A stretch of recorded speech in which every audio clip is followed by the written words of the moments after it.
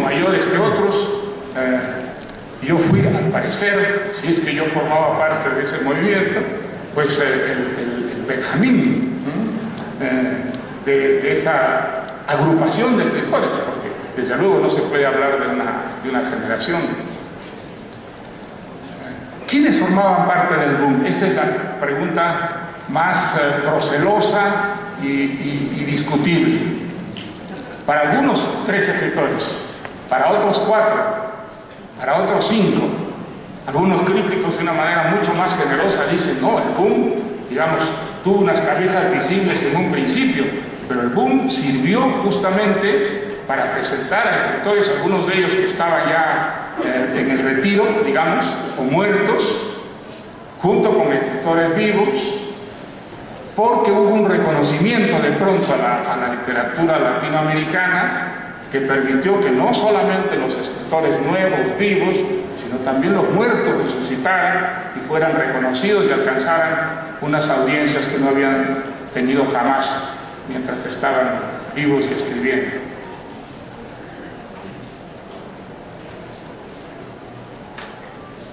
La actitud de los escritores latinoamericanos frente al boom es muy interesante. Algunos se entusiasmaron mucho con lo que ocurría y quisieron colarse en el boom. Había algunos que sabían definitivamente que no iban a formar parte del boom y entonces odiaron a los escritores del boom y hablaron de una conspiración que era puramente comercial, que no tenía nada que ver con la literatura, que era una conspiración en la que se habían aliado escritores de vocación comercial y editores que habían aprovechado publicitariamente este reconocimiento por motivos que no tenían nada que ver con la literatura y que eran motivos fundamentalmente crematísticos. Había escritores que veían el boom con simpatía y sentían mucha angustia porque los críticos no los consideraban formando parte del boom. Es el caso, por ejemplo, de un magnífico escritor chileno, José Donoso. José Donoso vivía muy angustiado porque los críticos no lo consideraban parte del boom. Yo recuerdo haber conversado una vez con él. Le decía, Pepe, pero ¿por qué te preocupa tanto que no te digan que eres miembro del boom? Me decía, porque si tú no eres miembro del boom, los editores te dan un tratamiento de segunda clase. Bueno, él escribió probablemente el primer texto de testimonio sobre el boom, historia personal del boom, para demostrar que formaba parte del boom. Y pese a ello, muchos críticos no le creyeron, pese a lo bueno que era. Él escribió un bellísimo texto que es un relato corto, que se llama El último, ¿cómo se llama? El lugar sin límites, que es la historia de un travestista, camionero, bellísimamente hecho, pero además él quiso escribir una novela semejante a las novelas del boom y escribió El obsceno pájaro de la noche, que es un libro muy ambicioso y un libro que indiscutiblemente parecía formar parte de las novelas que había producido el boom. Esa novela la leyó un escritor español que era muy ingenioso y muy divertido mientras no escribiera novelas, y dijo una frase perversa y muy graciosa: la novela latinoamericana es un género. Si ustedes piensan un poquito, van a descubrir que es una frase muy perversa, pero en el fondo bastante certera. En un momento dado, la novela latinoamericana se convirtió en un género. ¿Cómo ocurrió? ¿Qué pasó para que de pronto el mundo, es decir, Francia, Inglaterra, Italia, Estados Unidos, reconociera que América Latina no solo producía dictadores, guerrilleros, encono, violencia, aventura, sino que además también podía producir buenas novelas? Nadie sabe exactamente qué pasó. Yo creo que hay una fecha que es clave, el año 1963, un año en el que llega Borges a París. Lo invita a la UNESCO para que participe en un homenaje a Shakespeare. La UNESCO invita a un escritor de lengua inglesa, a un escritor de lengua española, que es Borges, a un escritor de lengua italiana, que es Ungaretti, el escritor de lengua inglesa era Lawrence Darrell, y hace un gran homenaje en el auditorio principal de la UNESCO. Yo tuve la suerte, en esa época trabajaba como periodista en la radio y televisión francesa, y tuve la suerte de estar allí. Y fue un momento inolvidable, sobre todo para un latinoamericano. Habló primero Lawrence Darrell con mucho humor, muy divertido, dijo que Shakespeare era el Hollywood de su tiempo, conocía historias de toda índole, utilizaba hechos históricos o hechos inventados, cambiaba de país. Luego Ungaretti leyó sus traducciones de los poemas, de los sonetos de Shakespeare, y los leía con mucha gracia, era casi un personaje operático leyendo poemas. Y luego, cerrando ya el acto, subió Borges al escenario, del brazo de Roger Caillois. Un viejecito tembloroso que ya no veía, con un bastón, que pintaba el suelo antes de pisar, y que de pronto comenzó a hablar mirando al vacío, porque era muy tímido, ustedes saben, hablaba al vacío en un francés que era perfecto y anacrónico. Parecía un personaje del siglo XVIII, que hablaba en francés de largas frases, impecable y al mismo tiempo como fantasmal y real, y que además solo decía cosas inteligentes. No había una sola frase de lugares comunes, convencionales o banales. Todo lo que decía con una voz temblorosa y muy pausada, era muy inteligente. Y los franceses, que siempre se han creído dueños de la inteligencia, quedaron completamente deslumbrados. ¿Cómo era posible que un bárbaro venido de allá, donde la gente se entremataba en las calles, pudiera decir esas cosas con esa elegancia, con ese refinamiento y con esa prodigiosa cultura, que además parecía no solo haber adquirido, sino retenido en la memoria, porque citaba a Shakespeare de memoria, saltaba de los poemas a las obras de teatro. Fue un deslumbramiento el que ocurrió realmente en Francia en esos días que estuvo allí. La segunda conferencia la dio en la Sorbona, y yo recuerdo el anfiteatro de la Sorbona, estaba absolutamente reventando de gente.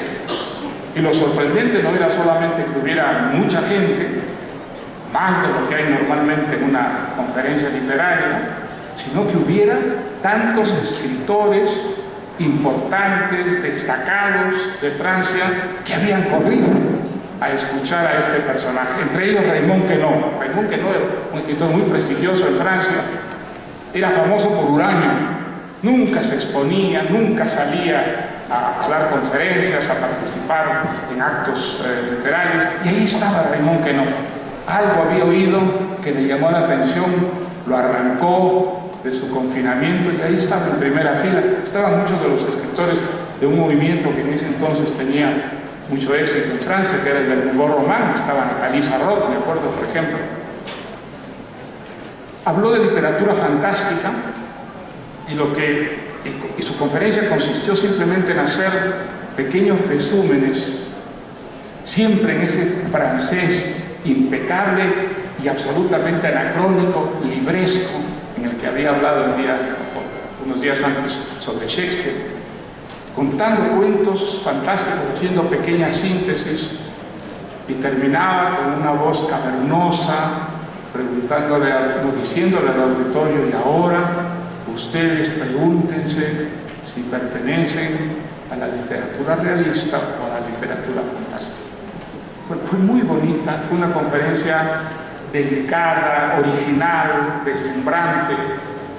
Yo una tercera conferencia en el Instituto de América Latina y el deslumbramiento que produjo Borges en esas conferencias se tradujo inmediatamente en números de las revistas más prestigiosas consagradas a él. La ERN publicó un número entero dedicado a él, a Nouvelle Revue Française. Me parece que la revista de Maurice Nadal, el Lettre Nouvelle, que también era muy prestigiosa, también le dedicó un número especial.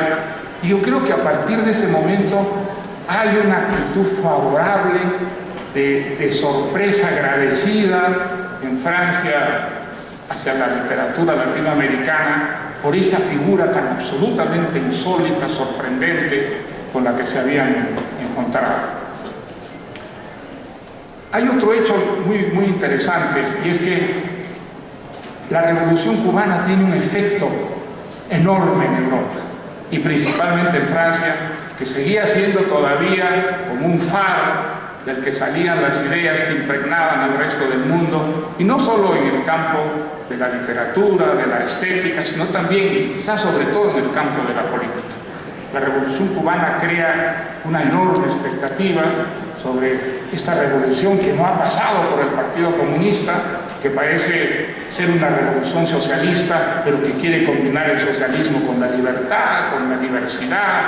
Bueno, todo esto crea un enorme entusiasmo, una gran curiosidad, y una curiosidad que se encuentra que en América Latina pues no solamente hay este fenómeno de Cuba sobre el que la prensa, los políticos hablan, se interesan, sino que descubren al mismo tiempo que en América Latina hay una literatura novedosa y muy ambiciosa.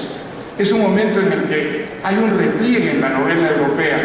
La novela como que se reduce a lo privado, a la escala de formato menor, y en ese momento en América Latina empiezan a aparecer novelas muy ambiciosas, novelas que de alguna manera concilian la aventura de la novela tradicional, decimonónica, con una búsqueda de innovación formal, tanto a nivel de lenguaje como a nivel de estructura, de creación de formas literarias. Y entonces hay un interés que se traduce inmediatamente en publicaciones, en traducciones de novelas latinoamericanas. Yo creo que esto comienza en Francia y luego se va extendiendo rápidamente por Europa, primero Italia, Inglaterra y finalmente España. Y creo que lo de España, digo España, quizá debería decir Barcelona, porque es en Barcelona donde se produce el reencuentro del escritor latinoamericano y los lectores y los escritores españoles. Como ustedes saben, durante los 40 años del franquismo, América Latina le da la espalda a España, se desinteresa absolutamente por lo que está ocurriendo en España, con el sobreentendido ingenuo y falso de que toda esa literatura solo expresaba el franquismo, solo expresaba el conservadurismo, el nacionalcatolicismo, en fin, todo aquello que la intelectualidad y sobre todo el mundo de los escritores latinoamericanos rechazaba de plano. Esta incomunicación entre España y América Latina yo creo que fue muy perjudicial tanto para España como para América Latina. Pero en Barcelona y a partir de los años 60 se produce un reencuentro. Las editoriales en Barcelona comienzan a publicar escritores latinoamericanos un poco contagiadas por la curiosidad y el interés que había despertado esta literatura en Francia, y la reacción de los lectores españoles es inmediatamente una reacción entusiasta. Se abren los brazos a esa literatura nueva. En esos momentos hay que decir que la literatura en España tenía un carácter un poco provinciano, en gran parte por el enclaustramiento cultural en que vivía el país, fundamentalmente por el deseo del propio régimen de evitarle una contaminación que pudiera de alguna manera cuestionar cuestionar el sistema dictatorial que allí imperaba. Ese encuentro entre los escritores latinoamericanos y los escritores españoles es un encuentro también de lectores españoles e hispanoamericanos. Y creo que eso es un hecho absolutamente fundamental para que América Latina comience a integrarse. Muchos escritores de América Latina descubrimos que éramos latinoamericanos gracias a París y gracias a Barcelona. Yo soy uno de ellos. Yo no me sentía latinoamericano para nada mientras vivía en el Perú. Yo leía literatura peruana por obligación y literatura francesa, norteamericana, inglesa, italiana, por pasión.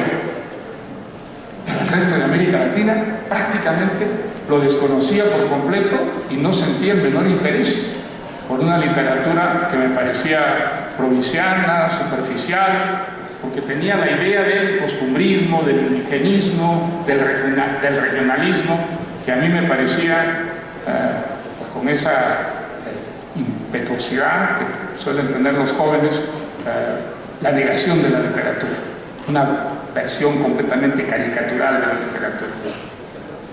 Y realmente fue en París donde yo empecé a sentirme latinoamericano, cuando descubrí que había escritores latinoamericanos que eran no solo buenos, sino algunos grandes escritores, y que habían escrito novelas que eran absolutamente modernas y que no tenían nada de regionalistas ni de provincianos. Las novelas de Cortázar, los cuentos de Cortázar, a Borges ya lo conocía, pero lo leí con otros ojos al ver el entusiasmo, el deslumbramiento que había provocado en Francia. Empecé a leer a García Márquez, empecé a leer a Carlos Fuentes, descubrí a Rulfo, que tampoco conocía. Recuerdo mucho cómo leí el primer libro de García Márquez. Yo tenía un programa en la radio y televisión francesa que se llamaba La literatura en debate. Y con este motivo, pues las editoriales francesas me mandaban libros. Y de pronto recibí un libro de la editorial Julliard que se titulaba Pas de lettres pour le coronel. Era El coronel no tiene quien lo escriba. Nunca había oído hablar de García Márquez. Recuerdo haber leído esa pequeña novela, esa historia breve, con un enorme interés al ver lo extraordinariamente bien estructurada que estaba la historia, en la que no sobraba ni faltaba nada. Había exactamente todos los elementos necesarios para mantener la expectativa, la curiosidad del lector, y estaba concebida toda la historia de este viejo coronel que, aunque pasen los meses y los años, sigue esperando una respuesta del Estado que le garantice una jubilación. Pues leí con un enorme entusiasmo y me acuerdo haber mandado cartas al Perú diciéndome, pero ¿quién es García Márquez? ¿De dónde sale este escritor? A ver, mándenme libros, por favor, de él. Pues yo empecé a sentirme latinoamericano allí en esos años. Y creo que fue el caso de muchos escritores, entre ellos Cortázar, un escritor que yo traté mucho, sobre todo en mis primeros años en París. Él había salido de la Argentina hacía muchos años ya, tenía organizada su vida de una manera que América Latina no entraba prácticamente en ella. Él y Aurora pues habían creado una especie de pequeño mundo aislado, de buenas lecturas, de buenas películas, de música. Los dos eran grandes aficionados a la música, iban a exposiciones y al mismo tiempo se defendían tremendamente de toda forma de publicidad, de contacto que les hiciera perder tiempo. Los dos habían ganado un concurso de traductores de la UNESCO. Habían sacado el primer puesto a Aurora y el segundo Julio. Y les habían ofrecido inmediatamente a los dos un contrato permanente. Y esto era la gran ilusión de todos los que se ganaban la vida haciendo traducciones en Francia, tener un contrato permanente de UNESCO, un sueldo magnífico, una seguridad. Y los dos rechazaron el contrato permanente. Cuando yo entré a trabajar como traductor UNESCO, todavía se hablaba con escándalo de que los Cortázar habían rechazado un contrato permanente prefiriendo ser temporeros, es decir, vivir en esa inseguridad con esas intermitencias en el trabajo que tenían.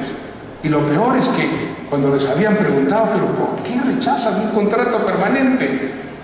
Para poder dedicarnos a leer y escribir. Y entonces esto parecía ya una especie de aberración incomprensible. Pues ellos habían creado ese mundo completamente aislado, un mundo que yo miraba con una enorme envidia. Me parecía a mí Cortázar como el modelo del escritor que uno debía ser si quería realmente concentrarse en la obra y hacer una obra realmente creativa, que durara. Y de pronto Julio Cortázar empieza a ver que hay una solicitud latinoamericana por su obra, por sus cuentos. Rayuela provoca un enorme, digamos, interés, no solo en Francia, sino en América Latina, porque es muy interesante decir que desde que los europeos descubren a los escritores latinoamericanos, esto revierte sobre América Latina, y los latinoamericanos, que hasta entonces desconfiaban tremendamente de sus escritores, empiezan también a leerlos, ya que venían patentizados por Francia. Era importantísimo en ese día. Las cosas han cambiado mucho y hoy día Francia no impone los gustos en el mundo, pero todavía en esos años, les hablo de los años 60, lo que Francia aprobaba, el resto del mundo lo aprobaba también, y con más entusiasmo que los propios franceses. Y entonces de pronto Cortázar empieza a interesarse en América Latina y empieza a sentirse también un latinoamericano. Bueno, pues yo creo que así muchos latinoamericanos descubrimos que lo éramos como escritores, y que no podíamos ser ni franceses, ni ingleses, ni italianos, porque arrastrábamos la barbarie latinoamericana con nosotros, y que la barbarie, después de todo, podía ser una magnífica materia prima para escribir novelas. Justamente era lo que nos decían los críticos europeos que leían a los latinoamericanos. Ahí hay una fuerza, una energía, una ingenuidad, una candidez que la literatura francesa ha perdido. Y entonces, pues, que vengan los bárbaros, que vengan los locos. Los bárbaros han leído buena literatura y saben que lo importante en una novela no es la historia que se cuenta, sino la manera como se cuentan las historias. Y entonces no solamente crean historias que son interesantes, sino crean maneras de contar las historias que hacen que estas historias tengan un gran poder de persuasión. Yo creo que tal vez esa es la mejor definición de lo que significó el boom. El escritor latinoamericano, antes del boom, con excepciones desde luego importantes, creía que una buena novela era una buena historia, que una buena novela era un buen cuento. Y en realidad no es así. Una buena historia puede ser una mala historia si no está contada con un poder de persuasión suficiente para que sintamos que es una novela original y poderosa. Y creo que ese es el gran problema, generalizando un poco, de la novela regionalista, provinciana. En ella la naturaleza generalmente derrotaba al ser humano. El ser humano aparecía como un apéndice de la naturaleza. Y me acuerdo en La vorágine de Eustacio Rivera, la última frase de la novela era: a Arturo Cava y sus compañeros los devoró la selva. Al final de Don Segundo Sombra, cuando Don Segundo Sombra se va alejando y va como siendo tragado por el paisaje, y si la memoria no me engaña, y es posible que me engañe, la última frase era: y la colina parecía irlo cortando a hachazos. Muy interesante, un símbolo de cómo en esas novelas que buscaban lo pintoresco, que buscaban, digamos, describir la realidad por lo más efímero y transeúnte de sus rasgos, el color local, la naturaleza se comía al individuo. Eso cambió radicalmente con las novelas llamadas las novelas del boom. Eso no ocurría en las novelas de Carpentier, eso no ocurría en las novelas de Fuentes, eso no ocurría en las novelas de Cortázar. Yo creo que hay un autor que es absolutamente fundamental nombrar como un ingrediente básico de lo que fue el boom, es decir, el descubrimiento o redescubrimiento de la importancia de la forma a la hora de contar historias. Y es Faulkner, William Faulkner. No solamente porque William Faulkner fue uno de los grandes escritores modernos, quizá el más grande narrador del siglo XX, un escritor comparable a los grandes escritores del XIX como Tolstoy o como Balzac, sino que había además en Faulkner, fuera de la genialidad literaria, una materia prima que tenía mucho que ver con la materia prima latinoamericana. El mundo de Faulkner es el mundo del sur profundo, del Deep South norteamericano, es decir, un mundo muy primitivo en comparación con el resto de los Estados Unidos, en el que clarísimamente había dos culturas, dos razas enfrentadas, enconadas, en una situación clarísimamente de poder, de prepotencia de parte de los blancos y de sumisión, de vasallaje, de explotación en el mundo de los negros, algo que creaba unas tensiones terribles, unas tensiones que además alimentaban los prejuicios, los rencores. Bueno, pues ese material era un material que nosotros en América Latina vivíamos a diario, lo experimentábamos en nuestros propios países, y con todo ese material Faulkner había conseguido crear una saga extraordinaria de un poder de atracción fantástico, con personajes que inmediatamente capturaban la atención del lector. Yo recuerdo haber leído a Faulkner por primera vez